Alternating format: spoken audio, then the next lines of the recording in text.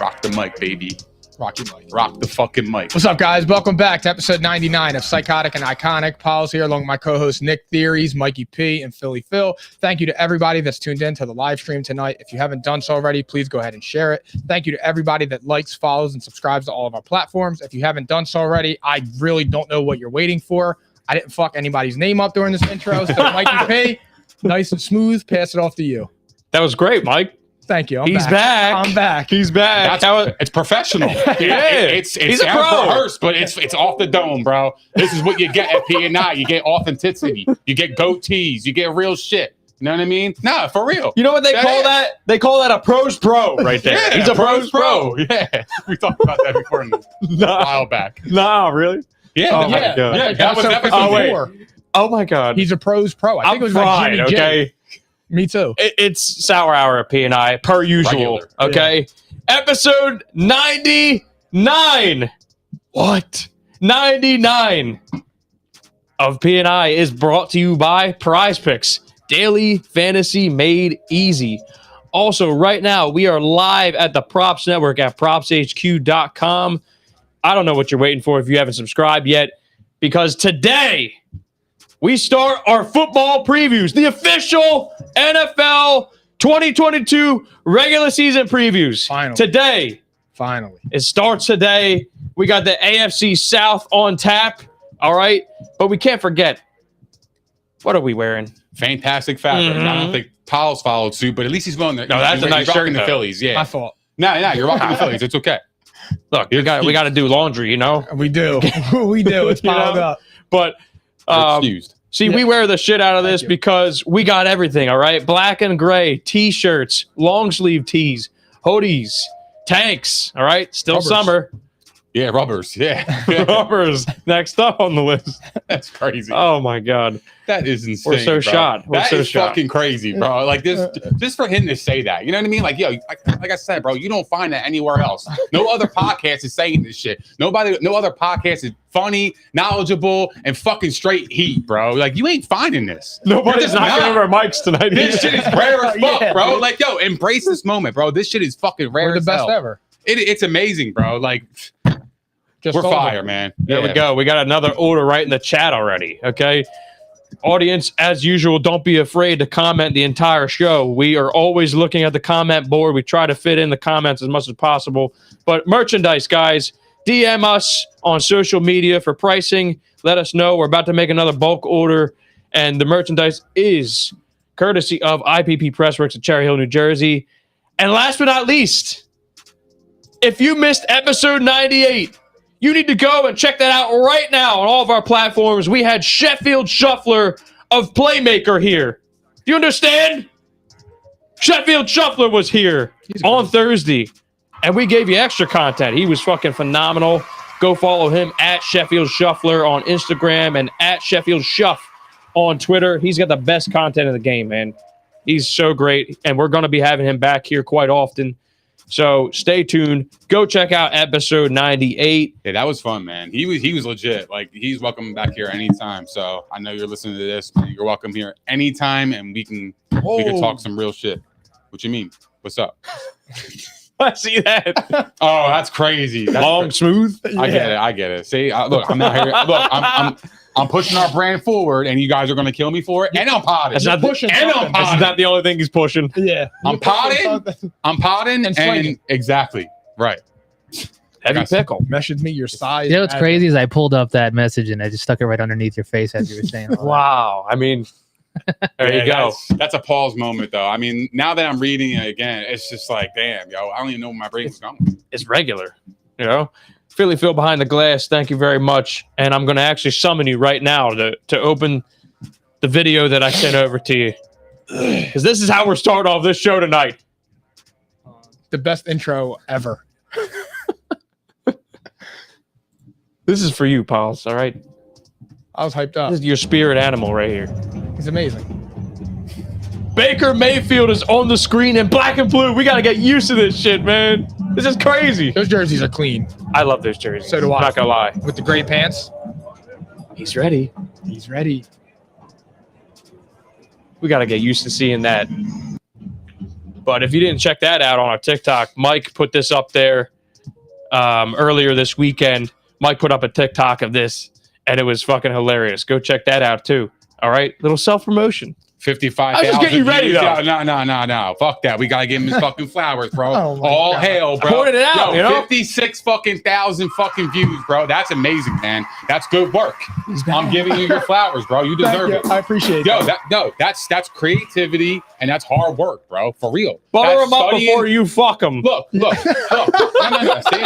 that's the problem, bro. See, this is the misconception we have in society. You can't give somebody else love. It's fucking crazy. I said thank you. I appreciate it. It's crazy, bro. It's absolutely insane. I appreciate what I'm saying I started it, so I'm no better, you know? Like, just think about the whole work aspect. Like you found that clip on the internet and you immediately thought of something, a caption. So please go check it out. It's fucking amazing. It's funny as hell. But like you saw that clip and that was where your brain went. That is fucking insane. And I love you for that. Thank you. I appreciate it. It's amazing. I don't know why my brain went there on what the TikTok said. I do. But yeah, I mean, it's regular. It's regular. It's amazing. Yeah. So, guys, Zach Wilson officially had successful surgery today. He is presumed to be out 2 to 4 weeks to start the season. Joe Flacco is getting Robert Saleh's wish of him being a starting quarterback. We're going to find out. Guess who he plays week 1? Take one guess who Joe Flacco plays week 1. Ravens? Yes, sir. Yeah. So we got Baker versus the Browns, most likely. And we got Joe Flacco versus the Ravens. And then we got Russell Wilson versus the Seahawks all in week 1. Amazing. NFL knows what they're doing. Yeah, of course they do. Great, man. It's great. NFL is king. They are. And then last but not least, there's one other piece. It was Super Bowl hero cornerback Malcolm Butler is out for the season for the Patriots. He was due to start for them this season. He started last preseason game. He was supposed to start. Apparently, this is what I heard. Preseason game. He was supposed to start. I don't like my voice that much, Philly Phil. Preseason game. I don't even know. He was supposed to start. I don't like my voice that much, Philly Phil. Oh, here we go.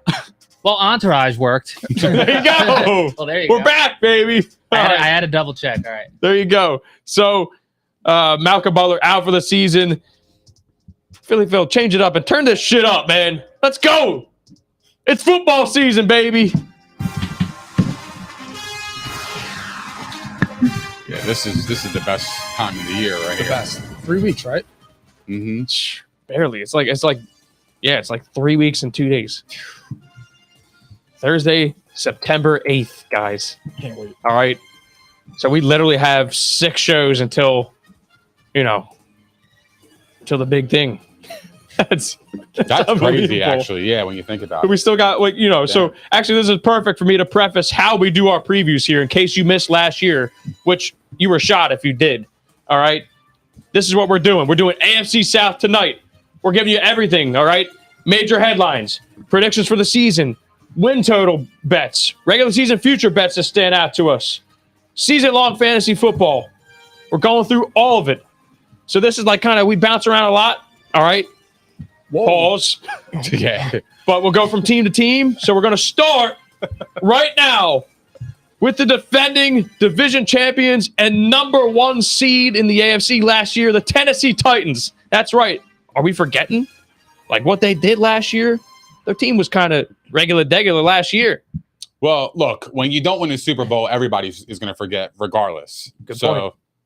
Of course, it's going to be a forgettable season for them.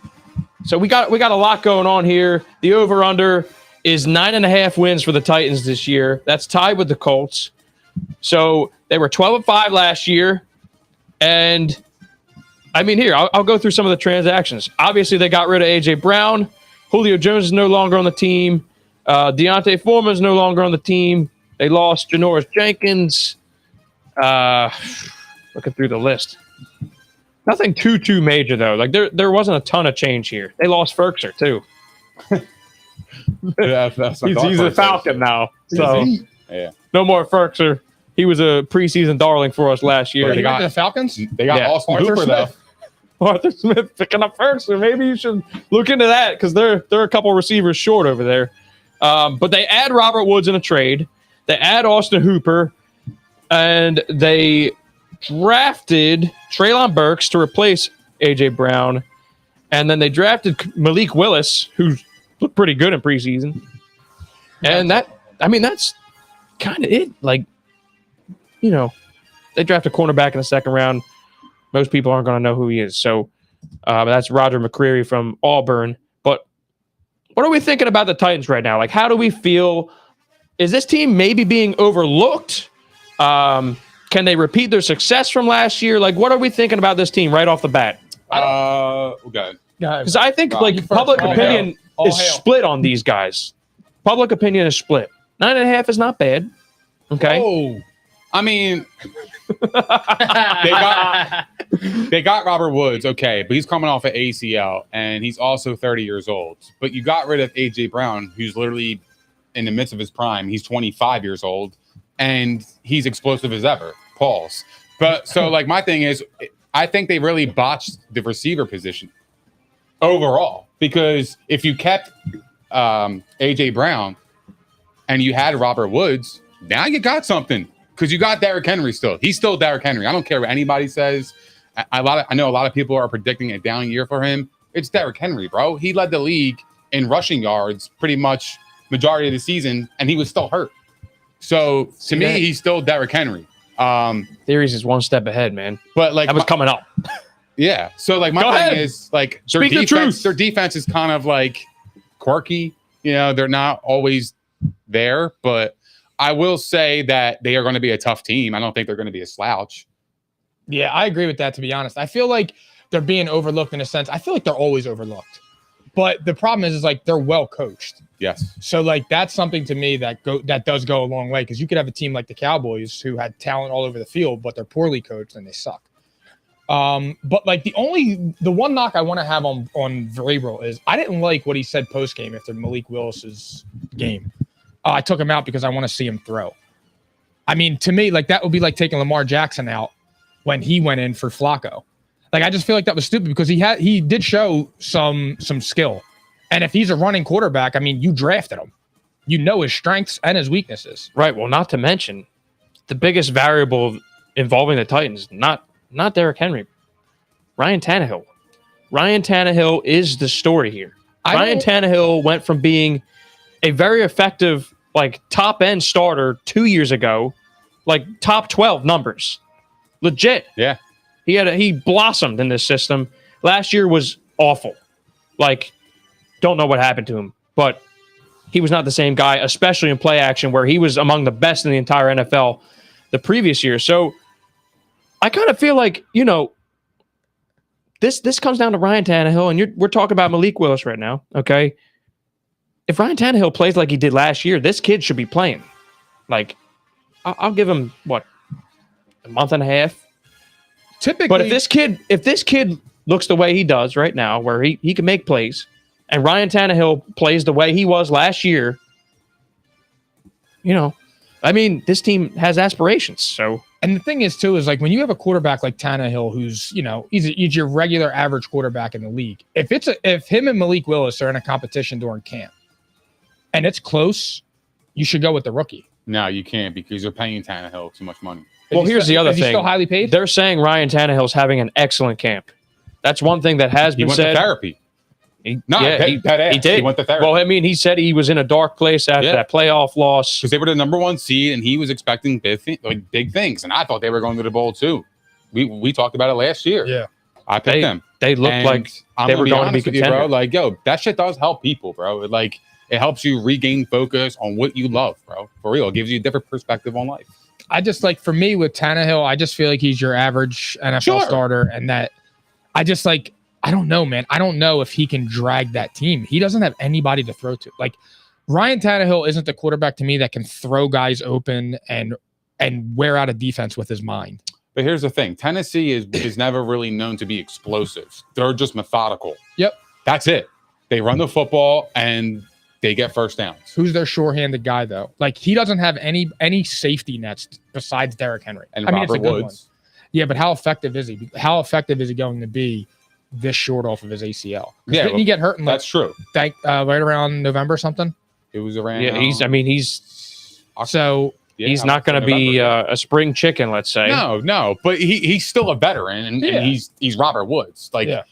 I know he got hurt last year, and a lot of, like, wide receivers last year kind of bloomed, and especially the Rams and OBJ in his absence balloon. So like I think people forget Robert Woods. Like Robert Woods is still Robert Woods. Nobody's mentioning him. No, he's a good wide receiver. You know, is he a top 10? No, but he's a good wide receiver. He's a veteran guy. He's played in big games. Just give him a chance. But I just don't understand why they acquired him and got rid of AJ Brown. To me, that doesn't make any sense. But you know, that's where I stand with the Titans. Well, especially like, you know, they're expecting Treylon Burks to fill giant shoes, and I like him a lot, guys. Like before the Eagles made that trade, that was the guy who I was mocking to our team. I would have loved it, but he had an up and down off season so far. He's got an asthma issue, and like there's mixed reports. Like they say that he's, you know, with some polish, he'll look pretty good, but you're asking a lot out of a rookie wide receiver. I see a comment by Rob Pauls out there. Tannehill's a bootleg Alex Smith. He will need a monster team around him to win big games, but he's going to do bonehead shit from time to time. And then he's also going to wow from time to time. Mm-hmm. So I'm going to ask you a question, guys. Let's get into some bets here. Ryan Tannehill's total passing yard over-under number is 3,699.5. All right? That's minus 115. That's under. I'm thinking under too, man. But then again, 2 straight years he's gone over 3,700 passing yards. I don't think he's going to have the opportunity because they're going to have to rely on Henry now more than they have in the past. Like AJ Brown isn't out there. Like, see, and that's the part that does worry me is like Derrick Henry. Listen, I think he's still that dude. I think he'll probably produce for another year, and he's a safe bet. Like he's a volume guy. But big guys aren't supposed to get foot injuries like that. It's a problem. And now we're going to be asking him to do more. Whereas, like, you know, a year ago, they're talking about, all right, let's kind of dial it down a little bit. They obviously didn't. Like, you're not going to be able to use him in the passing game. They've been saying they're going to get him involved for years there, and they've been slow to do that too. So you're basically like, how do you balance the best of both worlds there? If you're trying to minimize Ryan Tannehill, but reduce the tread on Derrick Henry's tires, because like he's at that point. Like we don't know. We're going to learn a lot about him this year. We think he's going to be good, but how much can you ask the other guy? He's coming off a serious foot injury. This guy is built like a bus. Like he's not supposed to have an injury that he just had like that. I'm not worried. So, he's a freak, bro. I mean, but how do you balance that though? Like what do you do? If you're calling the plays for this team, what do you do? You rely on your best player. Just say, hey, Absolutely. we are going to run him to the ground and pray for the best. You get paid to do that. If you want to win the game, you got to give it to your best player. It doesn't even make any sense. I like the wear in the ground shit. I don't understand that, bro. They get paid millions. Fuck that, bro. If we want to win football games and you do too, and you're a part of our game plan, and we're telling you, yo, you're going to carry the rock 30 times a game, you're going to fucking do it. I don't think he's like that though. I don't think he is either. He's about that. I'm just saying in general. Like that's all. Yeah, for sure.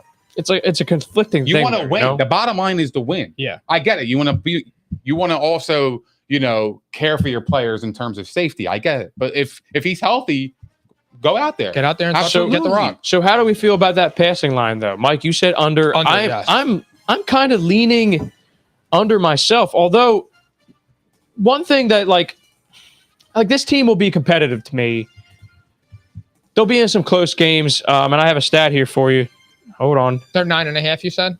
They're 9.5 win total. They were 7-2 in one-score games, 4-1 in games decided by a field goal or less. Like this team plays in a lot of close games. All right. Plus 11 in turnover margin. And they were actually, besides Derrick Henry, they were the 6th healthiest team in the NFL. So like this team plays a lot of close games. My thought is, okay, maybe he will go under. But like worst case scenario, if they underperform, which I think there's a good chance of that too, they're going to be passing the ball a lot in games that they're down. Like I'm so torn about this team is what I'm getting at. Like if they're not going to be good, they're going to have to throw more late games. I'm still going to take the under though. Theories? I'm going to go over. I mean, Therapy. Yo, I'm telling you right now, man. I think Tannehill is going to surprise some people this year. Like, I'm not going to count him out. I don't think he's terrible in terms of the way we're talking here. Like, should be all right. What was the over under? 36.99? Yeah, so like, roughly 3,700 yards, and he's eclipsed that 2 years in a row. But I'm going to go receiving over, man. core downgraded. Sure. Team, not feeling as good about them. So Like they're how so do you, tough. let me you ask know? you a question. How do you guys view Austin Hooper? He's a Best good tight end they've had since Jonnu Smith, but probably equal, if that. I mean, he's going to be asked to do a lot of blocking. You know, I'm just saying, he's a good pass catcher. I'll go over. I mean, 2 years in a row, though. Last year, yeah, look, last year he had a bad year, quote unquote, but he still had 3,700 yards. I know he doesn't have A.J. Brown, but at least he has Robert Woods. Austin Hooper can be an option. Derrick Henry, the only knock on Henry is he doesn't catch passes, but they got Hillard in the backfield to do that. And they kept him as their backup instead of Deontay Foreman. And they got Treylon Burks. I mean, obviously, look, to trade away A.J. Brown, you had to think that Treylon Burks is at least very good. Like, he could play in this league immediately. That was the thing about him. He was pro ready, and that's why I liked him. Kyle Phillips looks all right, too. Number 18. The Wes Walter? Yeah. Fifth rounder. Exactly. I mean, they do. Well, we've been asking them to add a slot receiver. Theories was saying it all year. Dude, there's your Humphreys. He looks good, bro. There's your Humphreys, bro. Serious. That is major, bro. When you can move the chains, man. Like, that's everything, dude. That is everything. I'm going over. I'm fucking convinced. Tannehill, baby. Okay, let's go. Go ahead, do one for old time's sake, man. Tighten up, baby. But I fuck with the Titans, yeah. Like, here we go. So Dave is concerned about Derrick Henry's workload. You want to put that comment up on the board, Phil? He'll be asked to shoulder as much as ever. Running backs like Henry even have so many carries in their body. If he can still take the workload and hold up, they're all right. If not, ... That means negative shit's coming after that. Regular. I also think, dude, like, if Tannehill's got that dog in him and they just drafted Malik Willis, family, I'm coming out and I'm fucking smoking people. I don't give a fuck, bro. You want competition? I'm here. I'm letting you know I'm here. I'm still Ryan Tannehill. I'm just saying, if he does have that dog in him, that could also benefit him as well. This team, you know what it is? This team is, they lack the flash. Go ahead. Say what you always say. They lack flash. That's what it is. It's like they'll probably be a competitive team. And there's nothing wrong with that. They were 12-5 last year with no flash. They caught lightning in a bottle, bro. What do you mean? They caught lightning in the bottle for 17 weeks. Yeah, they got hot at the right time. That's not fair. I think they're due for some negative regression myself. And this is where, like, all right, I'm going to start throwing in the negatives. I just simply like the Colts better. And I like a lot of the teams in the AFC better. Period. Like, that's that sums it up for me. I mean, Ryan Tannehill does concern me. But Yeah, like, also when I just well, can I say I'm one not thing? saying- Can I I'm say not one saying- thing real quick? Sure, but I'm out here. No, like he can be I'm league not saying he's average top and they'll be 12, bro. competitive. I'm No, not I know what you're top 12. saying. I'm just Everybody saying, knows. I think he's formidable enough to get 3,700. If he can just be a solid game manager, even this team will compete. Right. And I think he could probably do that, but I still think like this is the end of the line for him. That's where I am with Ryan Tannehill, because I think he's going to be forced to have to do more. I just don't see how this team, like, they're just asking a lot out of Derrick Henry. I don't know. But the thing is, though, when you're 6-1 in games decided less than 3 points, like, good coaching, but like that just screams negative regression for me. I just feel like they're not going to get that lucky again. And what makes that luck? I mean, because that's a good team. That's a sign of a good team. If you can win close football games like that, that's a sign of a good team right there. I don't love the roster that much, you know, because it's not flashy. It's not flashy, but I just think the rest of the AFC really upgraded. I get it. I don't think they're making the playoffs. I'm just going to put it out there. Well, we're going to go to that part soon, but we'll get to that point. We'll see. You know what I think. So, I mean, you can speak as free as you want. Go ahead. No, I was saying in terms of the body, free the spirit. we could. I was saying in terms put a teaser in there. Yeah, all right. We'll wait. The Titans making the playoffs. We didn't get to that part yet, so I want to hold my opinion. You can. You can. And see. So it's for the show. I hear you. I'm getting excited, man. I get it. You know. So fantasy wise, I'm gonna go through a list of players here, and I'm gonna ask you your thoughts. All right. So Ryan Tannehill first. Is this guy like maybe a back end starter. I'm Because last faded. year, remember, we all had him in our top 10 rankings last year for good reason. Am I in a 16-team league? In a For real. standard, so everything we do here for the audience is going to be standard 10-team PPR 90% of the time. And we'll throw in some other comments about other leagues we're in. We got auction leagues, and we had him in our top 10. yeah, we did. I did. Justifiably, though. I did. Like the year before, he was in there firmly I don't even remember in that, to be fantasy. honest. We all Well, we had got him in Julio there. Jones. We were sold on Oh, Julio Jones. you're right. We Yes. all had him in Julio there. and AJ, I mean, he yes, had I remember. 32 touchdowns the year before. Like he Yeah, was legit. 33. Yeah, and he had rushing numbers. He had a rushing floor. So But like, this year, I wouldn't touch him. I wouldn't touch him in an 18 man. I don't even want him as a backup. Yeah. I hate to say it. I'm trying not to dump on the guy because I actually think he could be average. But like, this is fantasy football we're talking about. I just don't see how he's going to replicate the numbers he had. No way. I like he's more like last year than the year before that to me. Yes, I agree. And like also, I expect that their red zone efficiency is going to drop too. Like last year, they were 9th best, 62.5 touchdown rate. Like I just don't see how they're going to be able to keep that up without AJ Brown there, the guy who does catch the touchdowns in the end zone. Like you do have Derrick Henry, thank God, but like again, Ryan Tannehill is going to have to do some stuff here for this team to be successful. All right. So you guys think like maybe if you're in a dynasty league, do you go after Malik Willis? I would. I think it could be worth it because he's a runner. And look, those quarterbacks right now, those are fantasy guys. Running back, quarterbacks are like a fucking branch of a running back now. True. What do you mean? Like you have quarterbacks putting up numbers of skill players. Yeah. I They agree. just do. When you have running quarterbacks like that, like last year, Jalen Hurts was not a very good quarterback by standards of like watching the game. But in fantasy, he was a monster. And that's why this year, Jalen Hurts is going to be drafted very, very high. And in our auction league, he's going to go for big bucks because the floor of a running quarterback is high as shit. You know what's crazy? You just mentioned something about fantasy and Jalen Hurts being not a good quarterback. I was watching a couple Eagles games and he looked really, really bad, right? Like you're thinking like fantasy wise, he's probably he's garbage. No, he has 25 points. I look at his score and he's got 21 to like 25 points. And you're sitting there like, damn, if he could just fucking throw, it's a wrap. It's bro. over. It's over. He'll have like 40 points a week. The most like Justin Herbert, his rookie season, he was fantasy proof. He had 30 points a week. Not 40, but you know what I mean. Like he'll have a 30. I got you. Yeah, of course, because the running quarterbacks are where it's at. Those guys just for the way fantasy football works, they just perform. They're like it's like a cheat code almost when you get a running quarterback. But that's the thing with Ryan Tannehill. Going back to him is I just don't think he's going to be rushing as much this year either. Because if they couldn't get the play action going last year, like it just to me it's. They don't have nobody on the outsides that scares you. You don't need to their double offensive anyone. line is not good either. Like they're a bottom 10 unit. And I don't think I said that earlier.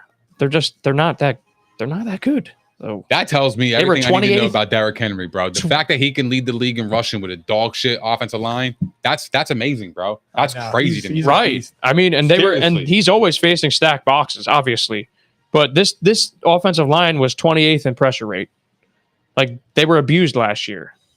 So I'm just out. I'm out on Ryan Tannehill this year. Me too. Derrick Henry, though. Now we got to talk about him. Okay, he's going with an ADP about 6th pick overall in PPR drafts right now. Standard PPR leagues, 10-team leagues. He's going 6th. Can you tell me who's taking over him, or do you know on top of your head? Yeah, I think I do.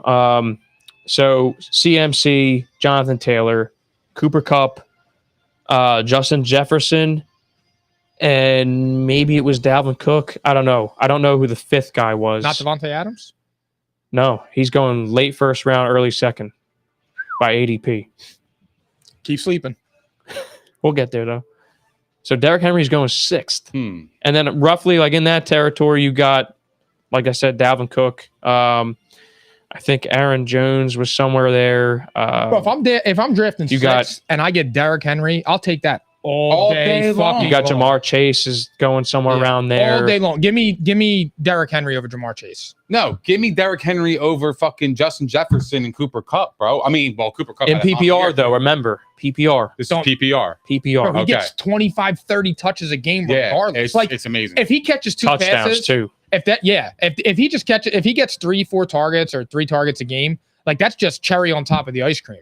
But he's getting the whole fucking boat no matter what. His usage rate is so high. Yeah, I feel like I would be pretty comfortable taking him there. I wouldn't even think twice. Absolutely. I think a lot of people are going to underdraft him, actually. Good. Keep sleeping. He's a beast, bro. I mean, he's already at the 6th pick, and this was a guy who was universal top 3 last year. It's Derrick Henry. I know. It's Like, wild, bro. It's stupid. Okay, he got hurt. It happens. Who's to say he can't bounce back? And- Have you seen this guy? Not for nothing, but CMC got hurt the last 2 years. And he's being drafted ahead of Derrick Henry, who got I hurt know. 1 year, and he returned that season. It's crazy. He People- returned last people year are- for the well, it's playoffs. chasing- PPR too, though. You know what else, though? People are chasing the upside, and obviously there's a ton there. But, like, you know, Derrick Henry, he gets the volume, man. Like, he's got a safe floor. He's got a really – it's easy to bet on his floor, okay? Every time. If you're worried about his injury, I would just say make sure you get Dontrell Hilliard. Get him later in the draft. Make sure you get him if you're worried. That's it. I would take him 6th pick. I'm fine with that. You know and I what's think he'll put crazy? up RB1 numbers again this year. It's crazy. Next year that- might be a different story, but this year, I think he'll be all right. Even if his efficiency drops, just hypothetically, if it does drop, he's still going to get that massive volume. And fantasy's all about volume. especially Right? at the running back position, because there's very little running backs compared to wide receivers. And there's very few who played as many games as he had prior to last year. Like, this guy is dependable. The drop off between like the running back 10, the RB10 and the RB15 is so much more substantial than like the wide receiver 10 and the wide receiver 15. Like the wide receivers are kind of a dime a dozen Yeah, in absolutely. a sense. Like you could get the same exact production in just different ways. Because the guy who may score more touchdowns, the guy might be getting more opportunities, more targets. If it's PPR, you know, you get a point for that. You get a point for the first down or whatever it is. But the drop off from running back to running back is a lot worse than it is wide receiver to wide receiver. And you know what's funny Go ahead. too is I actually feel like this year the running backs, there's more of them now than there was last year. Yo, let me ask you a question. Crazy thing. How do you guys view this? Do you think that the workhorse running back is on its way out? Somewhat, Like- but it depends, because like you see some teams that they have that running back like a Jonathan Taylor who he's just so good and you can't take him off the field. You know what I mean? But I feel like I'm just saying, because Yeah, look I at the agree. Broncos. Like you have Javonte Williams and you have Melvin Gordon. Outstanding. Nick Chubb, Kareem Hunt, outstanding. AJ Dillon, Aaron Jones, outstanding. Maybe- DeAndre Swift, Jamal Williams, outstanding. Well, maybe Mike, what it does is just diminishes the position in fantasy football. Like, here's the thing. This is my strategy, and this is something that's trending. Like, people tend to go that zero running back strategy, and they don't touch any of them till like 5th round.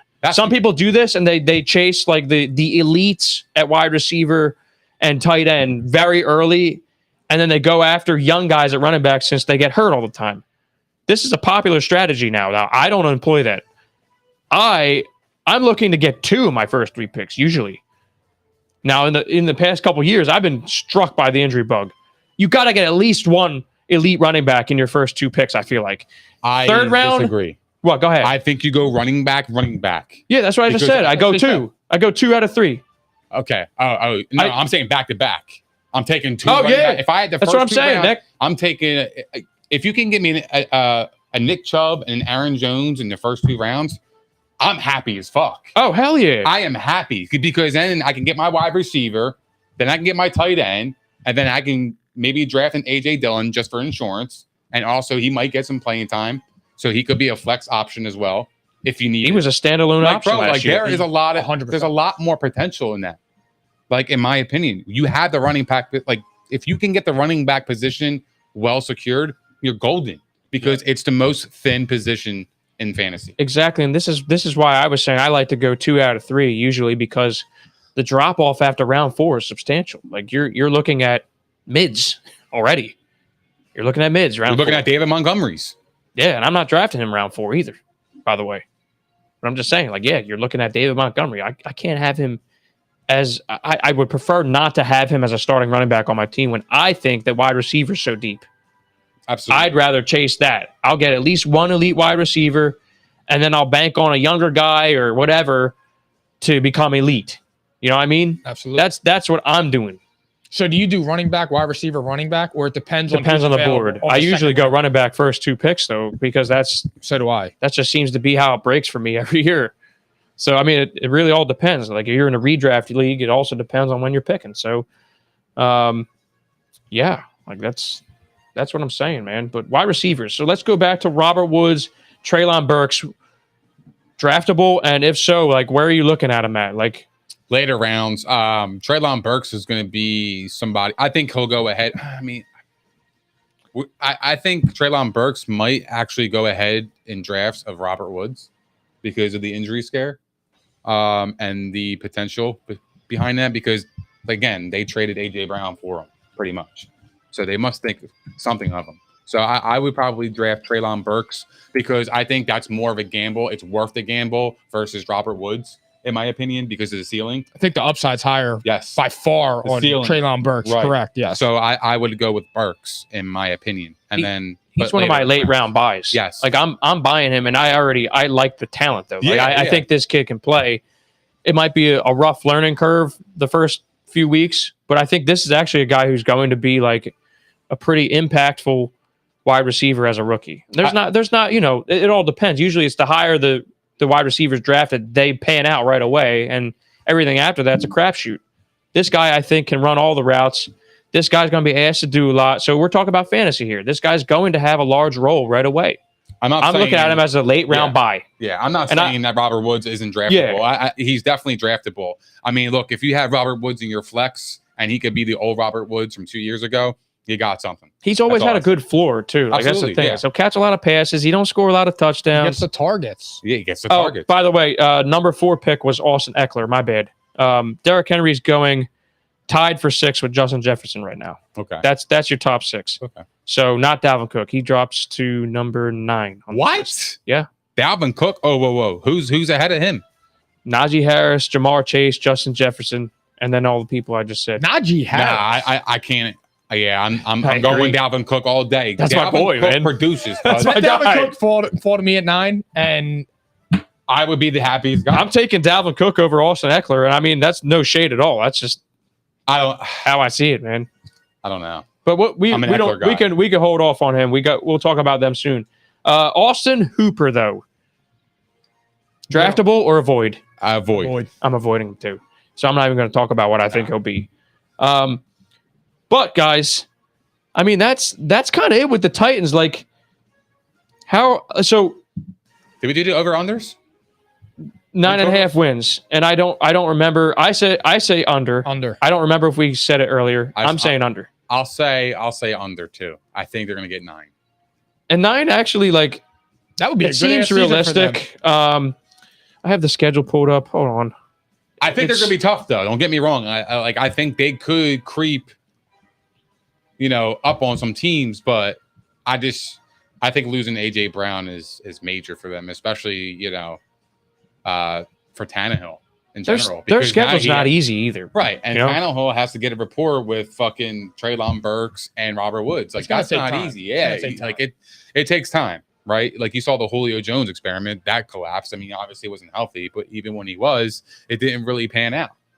You need that chemistry. So because the timing is everything at the quarterback position. So we're all saying under on the Titans. Yeah. And I think before we go jump the gun with playoff talk, which I was doing, I think we got to go to the Colts Let's go. because this is the division here. Mhm. The division race is between these two teams. So Phil, you want to change it up a little bit? Turn that shit up too, Just get it going. Indianapolis Colts. Guys, do it one more time. Come on. Oh yeah, Colts. Well, Come on. We can still do it this year because Nah, we got. he's the commander. He's a commander. Yeah. Start to go ahead and take command. So the Colts. Yeah, I know, right? It's the best. So- video. So the Indianapolis Colts, guys, here are the headlines of the season.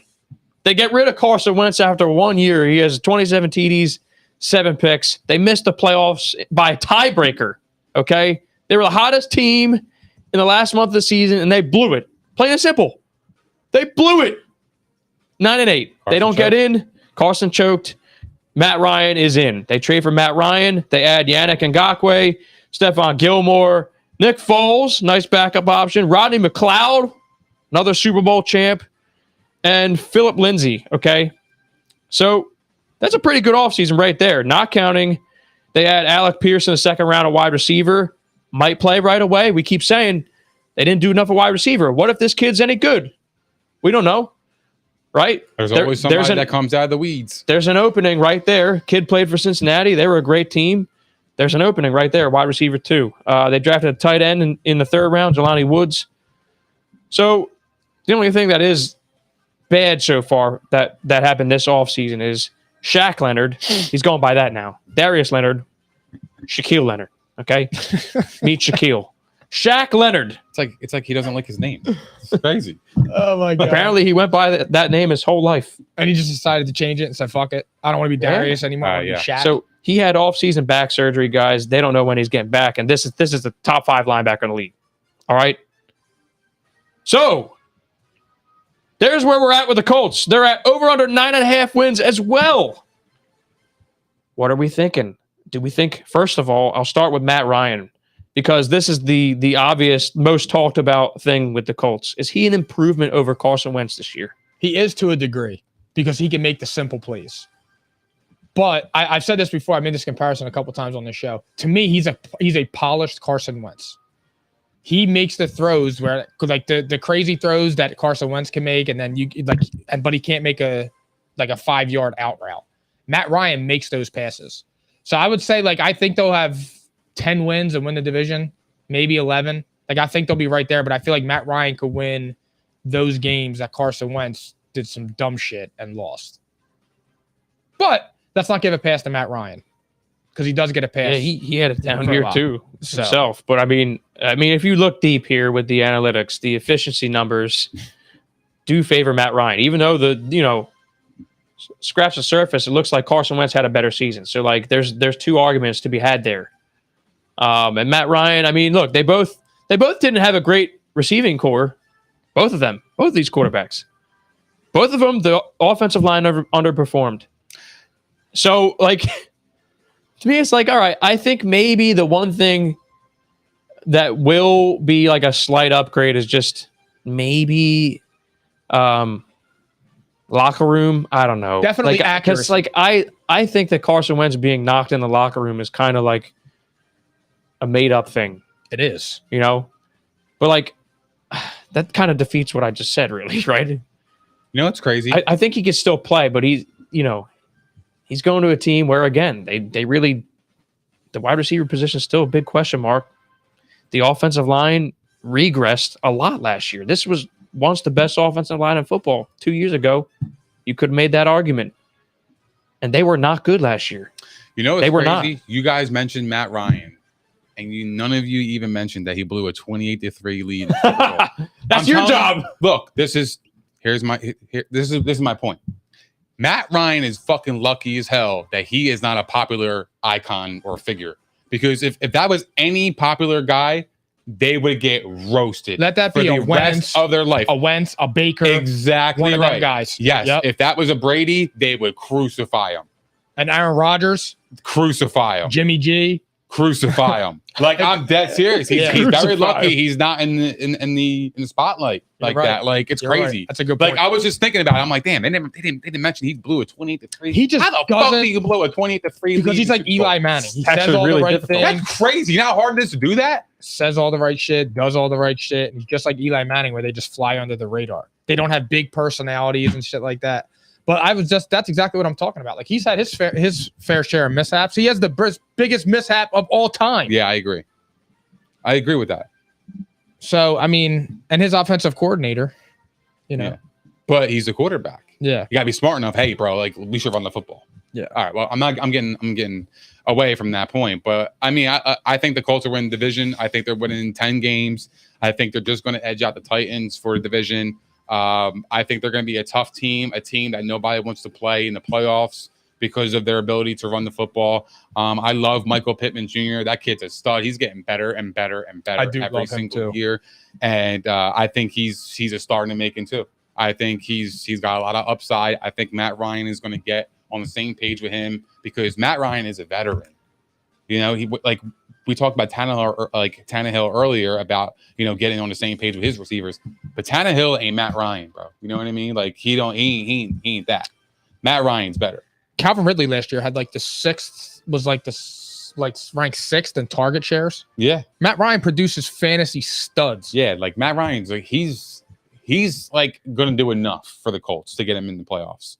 That's where I think Carson lacked last year, like you talked about. Yep. So yeah, I like the Colts this year. I'll take the over 9.5 all day long. So to add to what you guys are saying, because I'm in agreement, I think. And by the way, Go they play the Texans twice a year. They play the Jaguars twice a year. And if we think the Titans are going to be down this year, they play them twice a year as well. Jaguars are going to be. So there's 6 games. So if they go 5-1 in that stretch, all they got to do is win 5 other games, and there you go. You hit the overs. I mean, here's the thing. So I already think the Colts are a better roster than the Titans, but this is the differentiator that isn't mentioned yet. The Colts have, by win totals, the 3rd easiest schedule in the NFL this year. The Colts? The Colts have the 3rd easiest schedule by win total. That doesn't mean too much, but it's something, though, because, you know, a lot of these teams like aren't going to change, right? Some of them will, but the Titans, though, on the other end, they're 21st in schedule based on win total, which is not good. That's bottom 10 right there. That's a tough schedule. Mm-hmm. And I already think that they have the roster advantage with the Colts. And I think, actually, I wanted to say this about Matt Ryan. I think that Carson Wentz seems to have his worst moments at the worst time. I do think Matt Ryan, I know that 28-3, you know, 28-3 exists. That is one game, though. This guy, I think, will level it out, I think, a little bit in the, like, I think I will expect him to be pretty consistent. I just think that there's really not too much of a drop-off with the two for me. I think it's pretty much like, all right, you swap one guy for the other, and it's going to be the same thing. So I thought the Colts were good last year. I think the strength of schedule thing definitely stands out to me. And I like their offseason. I think they had a good offseason. It wasn't anything flashy, but I mean, they made some big upgrades to an already good defense. I disagree you got far, but go ahead. This defense was good last year. They were one of the better defenses. And you get Ngakoue and Gilmore. I mean, right off the bat, and McLeod, like they shored up 3 different levels of the defense right there. So, like, I feel like they got better defensively. They might have leveled out on offense. And I think the offensive line can't possibly be worse than last year. They still have much of the same guys. Left tackle was an issue. We'll see. So, like, that Gilmore signing was major. I think he can still play. He was defensive player of the year like 2-3 years ago. Exactly. So, like, to me, and he still played good ball last year. Yeah. So to me, I'm taking the over. He was just expensive. That's all he was. 10, 11 games. You know, I'm feeling pretty good about that over right there. 9.5. You know, I think they definitely surpassed that. They win a division. That's what I'm thinking right now. Agreement. But I guess we should take this to a fantasy angle, guys. Matt Ryan, let's start there. And what are your thoughts on Matt Ryan? He's had some good fantasy years, but not lately. I got him as like a bye week filler. Maybe like definitely a backup. If you're in like league 10, 12 guy leagues, you could definitely have him on your bench.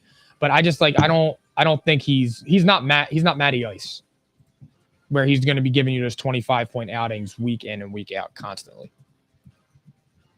I agree. Yeah, he's a bye week filler.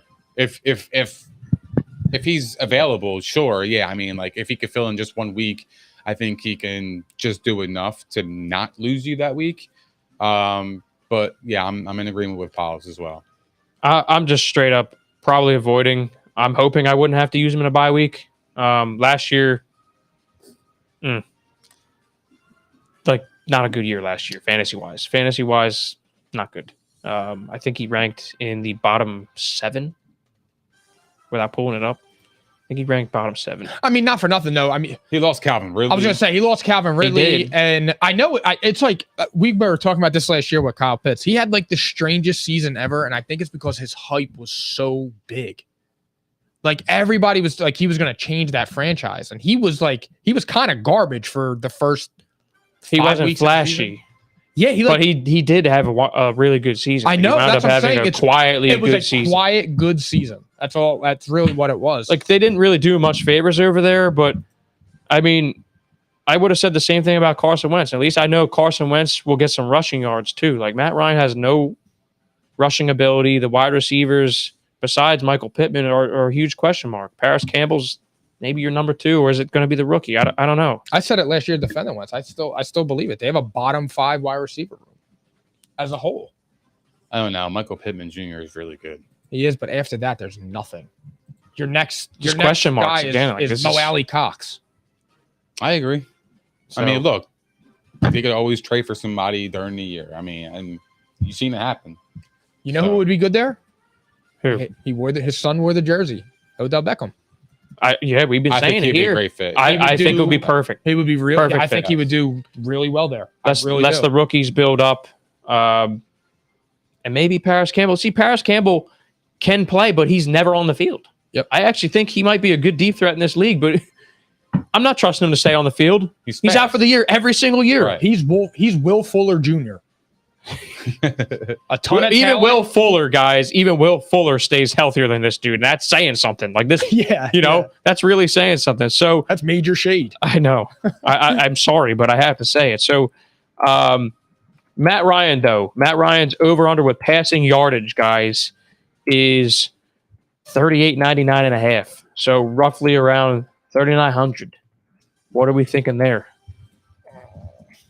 I'll take the unders. So will I, because unless Michael Pittman has 1,800 yards, it's Jonathan Taylor. He's gonna get fed. I'm saying under as well. And yeah, this is a good segue to Jonathan Taylor, who I think right now is the best running back in the league and the safest investment in fantasy football. What was at the running back position? What was the number? He's 39 something. 3,899.5. So right at the 3,900 mark. and a half. He's going to throw for 3,899. 100%. It's going to It never fails. You got to either take 3,900 or 3,899. That's This shit happens though, like 100%. it's crazy. crazy because that number is so like enticing. Because if you think about it, last year he threw for 3,968 yards. He hasn't thrown for under 3,888 and a half or 899 and a half yards since 2010. A lot of garbage time though, Nick. So like that team threw the football a ton. Like the Colts are going to be running. It screams over. It does. It's a trap. It is a trap. Because this team's going to run the fuck out of the football playing close games. Like you were and saying, play with action. garbage time. I mean, how many times do they blow a lead? And then they're throwing the ball. Always playing from behind. Literally. Me too. Family. But, yeah. Oh my God. We got to cut that clip up. Oh my God. So Jonathan Taylor, though, let's get back to him. All right. Safest bet in fantasy football, I feel like. Like if I get the number 1 pick, I'm going with Jonathan Taylor. Period. I know you can make a case about CMC's upside, but I'm going with the most reliable guy who I know is the best running back in football right now, and he can do everything. He will catch passes. He is going to be on the field. He scores touchdowns. I mean, he's just insanely talented. I'm going with him number 1 overall if he's there. Any thoughts? No, I'm taking him 1 too. Good. I can't wait to see what he goes for. In the Debatable for me. I don't know if he's going. I don't know if I'm taking him number 1. I don't know. Who would you take? Who would you be between? I'd probably be between CMC and that's it. CMC would be my guy, number 1. Because I'm going after the ceiling. If I'm in a snake draft, I'm number 1. I can't pass up the ceiling. You can't. No, I actually do agree on that because he catches passes and he scores. Absolutely. So what do you think then, guys, about Nyheim Hines? Because there's been some buzz that he's going to be playing a lot more, and Matt Ryan does actually like to throw to running backs. Maybe a late round flyer? Maybe. I mean, this is PPR. Don't forget, like this guy, what if they line him up together? Who knows? Like, I actually like the idea given their wide receiving core. I would line this guy up in the slot, and he's good, by the way. Yeah, he's a good player. He played well. I think he actually had a pretty all right fantasy season last year. Yeah, when I played against him, he had like four fucking touchdowns. We were at your crib. That ass. And I was just sitting there, I'm like, yo, really? 9 nines? He picked him up the last fucking second. Yes. Started him, and he's gotten like 40. And I'm like, yeah. Nyheim fucking Hines, cuz. That's fucked up. Nyheim Hines is crazy. Yeah, it is crazy. So if he could play the Tevin Coleman role, I like it. I would scoop him up late. I don't think I'm going to draft him. If I had Jonathan Taylor, I'm definitely drafting 99s. But I don't know if I'm snagging him if I don't have Jonathan Taylor. He's time to time had some standalone value. Maybe less now because Jonathan Taylor took that leap last year. Back to Jonathan Taylor, though, before we move to the wide receivers. Here is his line for rushing yards this year, guys. 1,449.5. I'm taking the over. I think he's definitely going to have 1,500 yards plus on the ground. Oh, yeah, I'm taking the overs. I mean, like 17 games. I mean, look, that's if he's healthy, 17 games. That's very difficult at the running back position. So it is a fair number, but like this guy can get $120 a game easy. Same. Give me the over. Like I feel like that's super low for him. I mean, it's screaming take the overs. Is this accurate? It says current futures. I'm like, buyer beware. Yep. That's absolutely insane. That can't be true. I'll check that out. Okay. Michael Pittman Jr., a wide receiver. Beast. Love him. All right. What are we thinking fantasy wise with him? Is he a guy like you need to scoop up maybe, I don't know, second round, like end of the second round? Because he's a guy who's going to catch a lot of passes. Right now, blow up. ADP wise, he's going 14th among wide receivers. Paul's family. I heard you. He's a believer. I said I think he's going to blow up. Yeah. And actually here, I'm trying to give you the overall number where he's going right now. He's going 35th overall, 14th among wide receivers. Wow. So that's third round territory in a 10-team league. I got to find the clip from last year where I talked about Michael Pittman Jr. Like, I have to find it, bro. We bought his cards. That's actually I bought like a fourth bunch of his round. rookie cards. Yeah, I love Michael Pittman Jr., bro. So that's a fourth round pick in a 10-team league right there. Michael Pittman Jr. Third rounder in a 12-team. That's actually crazy. His ceiling is wide receiver 1, borderline wide receiver 1. He's a wide receiver 2 for me. But yeah, if I can get him in the 4th, 5th round, I take him all day long. He's going to be the Colts' #1 option. You got Matt Ryan. And if they stack the box, there's going to be some space to operate, right? I'm definitely snagging. And he had a great year last year. He's with awesome. Wentz. He's amazing. I feel like given his value, if he's going 4th round, I feel like he easily holds up with a 3rd round value, if not higher, because of PPR. This guy's going to catch probably 100 passes this year. He said Matt Ryan could put it wherever he wants too. That was Major his quote. Family. Yeah. Darius Slade said, "Whoa, mega He pause." said he could place his balls wherever or something like that. I was like, whoa. Oh, Yeah. wow. Dalvin Cook or Eckler, #1 by the Godfather. I mean, I love Eckler and I love Dalvin Cook. I mean, you could definitely make an argument for that. Wait, I'm not arguing. Number Look, 1. Here's the thing. #1 is so subjective. If you think Austin Eckler is going to have a better year than Jonathan Taylor, then take fucking Austin Eckler. Who gives a fuck about the public opinion? Seriously. Austin Eckler I think severely ADP, underrated. He's very good, guys, but I'll say this. I think they're going to dial down his workload. I want to say this about fantasy. I think the ADP shit is a fucking wash. I don't think anybody should pay attention to it. If you like that person, you believe in that guy, regardless, you take him. Yep. It doesn't matter. I'm not saying take like fucking Paris Campbell over Devontae Adams. That's not what I'm saying. It's two different extremes. What I'm saying is if you had the #1 pick and you took a Dalvin Cook, I'm not going to be like, why the fuck did you take Dalvin Cook? If he thinks he's going to be better than Jonathan Taylor or the best running back that year, then that's okay. There you go. It's Follow not your saying convictions. it's not saying I'm going to take Aaron Jones #1. That's ridiculous. But ceiling wise, Dalvin Cook is up there with the best of them, just like Austin Eckler is. Look at the numbers; they're outstanding. Dalvin Cook is a monster, and he's been screaming for over I a year love now. him. He is a Literally. monster. Yeah, Love him. that's what I'm saying. So that's my thing with ADP and in terms of running back position. So I agree with Goffar on that one too. Yeah, I mean, if I got the #1 pick, though, Jonathan Taylor. Period. But like I said, I know you can make a case. Somebody Yeah, might, you can. Somebody might believe Get your that guy. Dalvin Cook could be the better option. Yeah, go get your guy. Especially with Kevin O'Connell at the helm, right? Yep. So that could be a reason why somebody would be enticing to take him. So here's an interesting bet on Michael Pittman that I think is worth a flyer. And I think you guys are going to agree.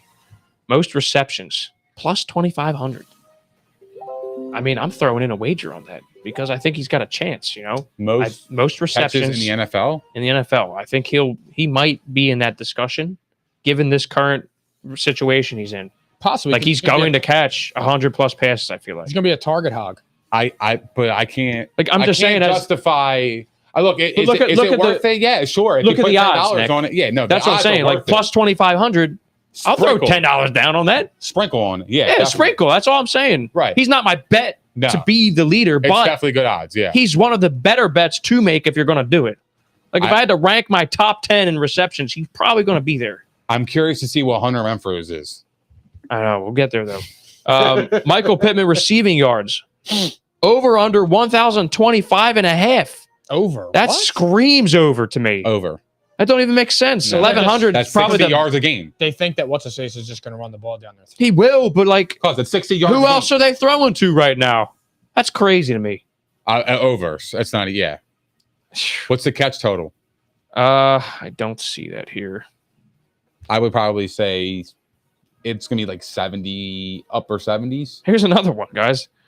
Touchdown total for him is over under 6.5, and like by all means, like I feel like he's going to be catching a lot of touchdowns this year. He's going to be a red zone guy. Like it's set up so well for him. I don't understand how it's that low. I'll take the overs. I love Pittman Jr. Like he's a player that when I watch him play, he jumps off the screen. Like he goes up and gets the ball. He can get separation. He could do everything a wide receiver can do. And I love him this year, especially with Matt Ryan. There you go, Michael Pittman Jr.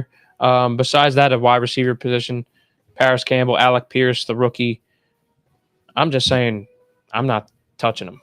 No, I'm not going I'm cool. there. I'm cool. I'm not going there fantasy wise. I'll slide Mo on Alley that. Cox, Mid. maybe a replacement for a bye week. I call him mid. They never gave him this mid Alley Cox.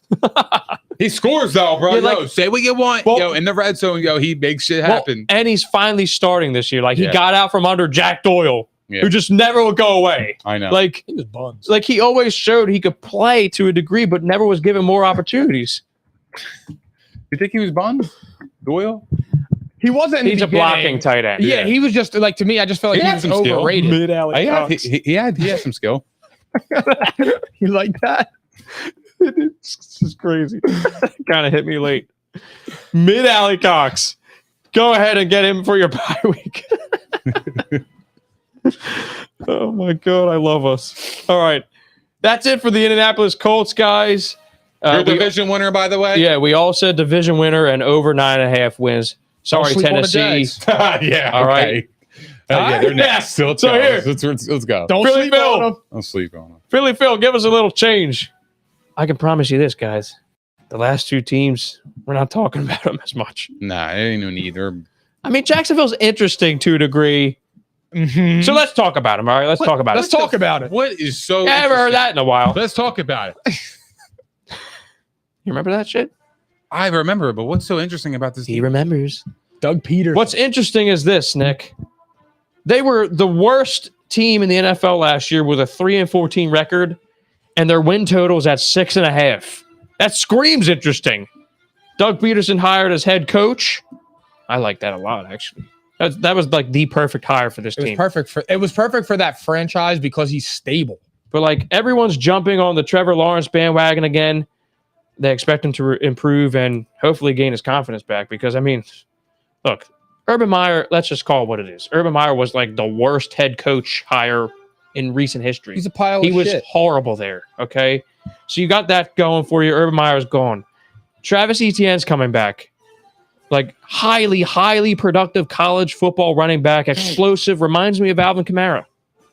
He's coming back. James Robinson, who tore his Achilles tendon, is looking like he's going to play week 1. Running back room looks good. All right. They overpaid Christian Kirk. I'm just throwing out the headlines for the audience.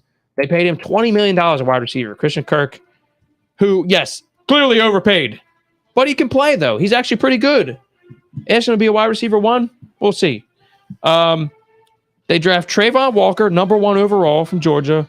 And then they get Devin Lloyd, who I think fell in the draft. Stud linebacker. Mm-hmm.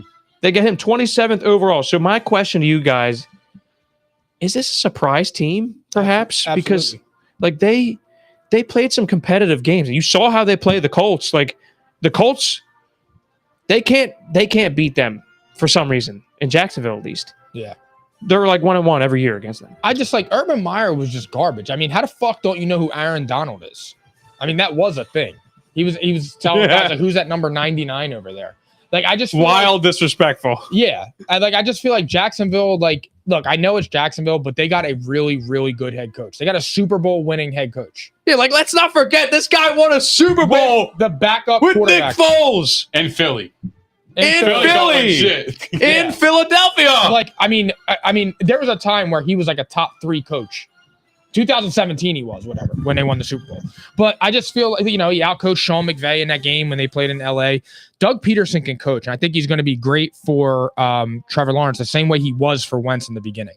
I mean, those 13, 14 games with Carson Wentz in 2016 or 17, they were electric. And Trevor Lawrence is a good quarterback. And I really do. I feel like they're being overlooked. They have talent all over that offense. They don't have any like crazy studs, but they have good players everywhere. Schedule wise, just for everyone. That's amazing, bro. But I don't have any evidence of Trevor Lawrence being a good quarterback. Yeah, you were good in college. He played well the last game of the year. When you translate to the pros, it's a different ball game. That's all I'm saying. Like, not everybody makes it out. Look at Ryan Leaf. Yes, but circumstances matter. And I think he was a little overhyped, by the way. Absolutely. I think he was a little overhyped. I said that. Just to say he's the next Andrew Luck, like some people were doing, I think is just insane. I don't think he's on that level. I think he could be a good quarterback, though. Like I don't think he's going to ever be like a world beater kind of type. I think he'll be like a good starter. The only thing he's got going good for him is that Peyton Manning started out slow in his career, right?